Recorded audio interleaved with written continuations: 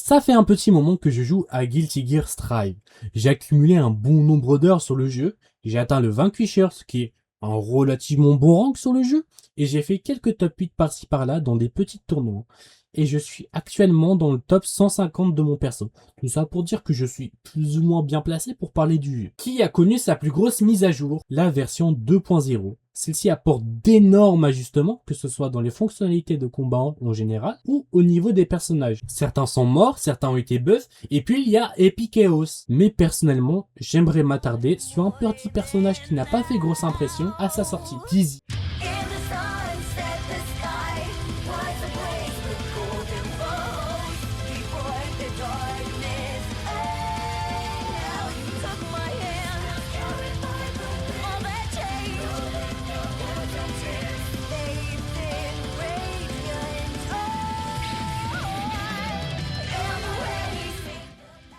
Même si j'utilise les touches du jeu et la notation numpad, cette vidéo étant aussi bien destinée aux nouveaux joueurs qu'aux intermédiaires qui jouent au jeu, mais ne connaissent pas forcément le personnage, je montrerai le coup décrit à l'écran, ainsi que j'ajouterai des explications quand j'utilise du jargon de jeu de combat. Si vous ne le saviez pas, Dizzy à sa sortie et avant la 2.0 était un perso bottom tier. À raison, c'est principalement une zoneuse axée sur le setplay. Voulant dire que son gameplay se base sur le placement d'outils du perso. Dans le cas de Dizzy, c'est des projectiles divers et variés, ainsi que des attaques normales et spéciales qui brillent sur la moyenne et longue portée. Mais comparé à d'autres personnages du même style, par exemple Johnny, ceux-ci font littéralement la même chose en mieux et plus facilement. Elle était tellement mauvaise à sa sortie qu'elle a été buff à différentes reprises durant la même saison où elle est sortie. Même si ce n'était pas suffisant pour la faire sortir du terrible bottom tier, et la seule raison pour laquelle elle n'était pas bottom 1, c'est parce qu'ils ont sorti Lucy pendant la même saison. Vous l'aurez remarqué en regardant in-game, Dizzy n'est pas classé comme zoneur par les développeurs, mais pour le coup, eux-mêmes ne sont même pas savoir quelle classification appliquer, vu qu'elle est de type unique. Ça peut venir de son moveset qui est assez unique pour un jeu de combat, ce qui est pas une première fois pour Guilty Gear. Ça peut aussi venir du fait que le personnage n'est pas que un simple zoneur, surtout depuis la 2.0. Parce qu'elle a des propriétés d'un personnage de 7 play mix-up. Ça veut dire que ses projectiles lui permettent de lui ouvrir plusieurs options d'attaque. Par exemple, tu lui mets une balayette, tu mets un poisson. Elle a l'option de, par exemple, de passer de l'autre côté, de lui faire un 2K2D à terre, ou par exemple de faire semblant de sauter et de faire un backdash, de faire une overhead en haut, ou même juste de sauter et de faire croire que tu passes de l'autre côté, mais finalement tu te laisses tomber et tu restes du même côté et tu fais un 2K2D. Pour citer quelques exemples.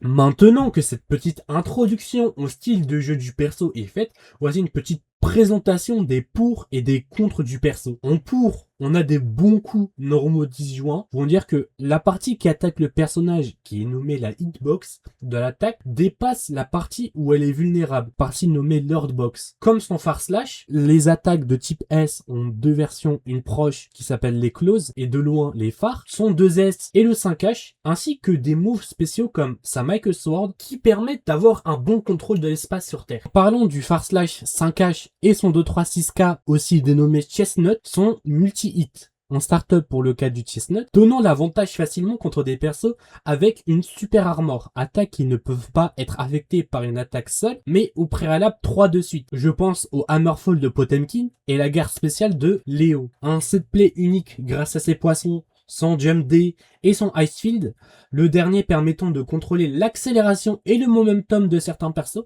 très avantageux sur des persos comme Baiken qui a une run speed très lente et doit donc se baser sur des air dash, la rendant vulnérable aux projectiles attaquant en l'air. Elle a de très gros dégâts, et dans le même thème des gros dégâts, elle a un move unique, les Wings of Light, qui permettent littéralement d'aspirer la vie de l'adversaire en échange de tension. Cependant, en contre, elle a de très mauvais anti-air. Son 6P et son 2H sont très lents, demandant parfois de deviner les prochains coups de l'adversaire. J'ai parlé de très gros dégâts, mais en échange, elle a une très pauvre défense, que ce soit mécaniquement, le plus souvent se basant sur des mécaniques de base pour sortir de pressure, et une très pauvre défense en termes de statistiques, la faisant une chips quand elle se fait toucher par certains persos. Je pense à certains match-ups pour l'avantage, par exemple Slayer, qui dépend fortement de mobilité au sol, parce que par exemple une de ses attaques les plus puissantes, son dash avant, là, son mappa hunch. Le problème c'est que Dizzy avec son Ice Shield contrôle la mobilité. Le problème avec Slayer c'est que s'il te fait un combo, t'exploses. Alors je veux pas dire que la game est perdue quand même, mais tu perds un nombre significatif de dégâts. On continue dans les contres. J'ai parlé des Wings of Light, ça a l'air cheaté. Le problème c'est que derrière il faut 10 secondes pour les charger. Et la charge peut être interrompue par un seul hit. Ça peut être l'adversaire qui spamme le coup de poing histoire de sortir de certaines situations, mais ça peut aussi être le contre du grab qui certes ne fait pas de dégâts, mais est considéré comme un hit et brise les Wings of Light et tu recommences à zéro. Ce qui peut gâcher un bon set play. Maintenant que vous connaissez plus ou moins le perso, ce serait bien de savoir qu'est-ce qui a changé sur Dizzy en 2.0. Comme j'ai dit plus tôt, le patch 2.0 a eu d'énormes changements de balance, que ce soit sur les persos ou les aspects généraux du jeu. Et Dizzy bénéficie grandement à la fois des changements sur les Hurtbox et des ajustements sur les Hitbox.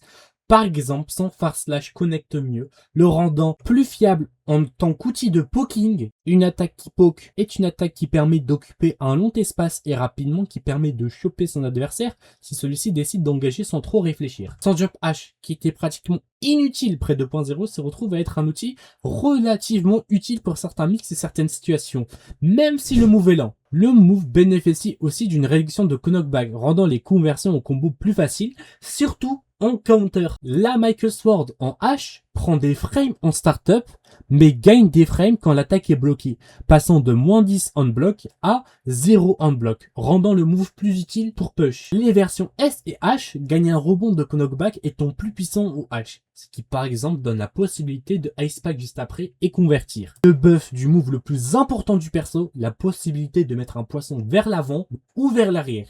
Le poisson vers l'arrière permet le plus souvent d'étendre des combos, surtout des moves qui n'ont pas de follow-up de base. Je pense à un sac des semi-chargé avec un poisson qui hit et on peut le follow-up avec un 5K.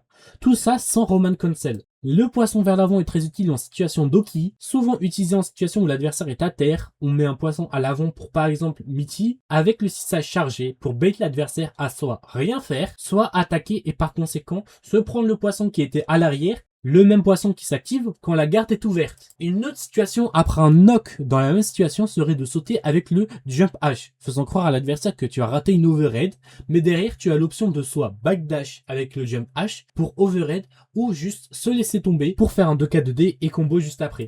Ou après un grab, on peut bait un potentiel grab de l'adversaire à la relever car on est trop proche, mais on a le temps de sauter et éviter le grab tout en bloquant, ce qui permet de bait un reversal. Un reversal étant une attaque invincible au début de l'animation, utilisée pour limiter les attaques venant d'adversaires trop pressés d'attaquer à la relevée. Cependant, lorsqu'elle est soit bloquée ou ne touche juste pas, on se retrouve fortement vulnérable. Le poisson vers l'avant tout seul permet aussi de faire pression sur l'adversaire plus rapidement qu'avant sur une longue distance, permettant d'ajouter une sorte de condition à l'adversaire si celui-ci souhaite s'approcher. Bien sûr, tout ça en échange de l'enlèvement du Wild Assault, ce qui est, à mon avis, la raison pourquoi ils étaient réticents à faire des buffs si grands en saison 4. Le coup permettait de faire des setups facilement, ainsi que faire des combos dévastateurs grâce aux Wings of Light. Et c'est là que je me rappelle que j'ai pas assez parlé d'une des mécaniques les plus centrales du kit de Dizzy dans Strive, le Icefield. Un follow-up du Ice Spike qui, comme j'ai dit plus tôt, est un move qui permet de ralentir les mouvements des persos, offrant à Dizzy un avantage dans le neutral.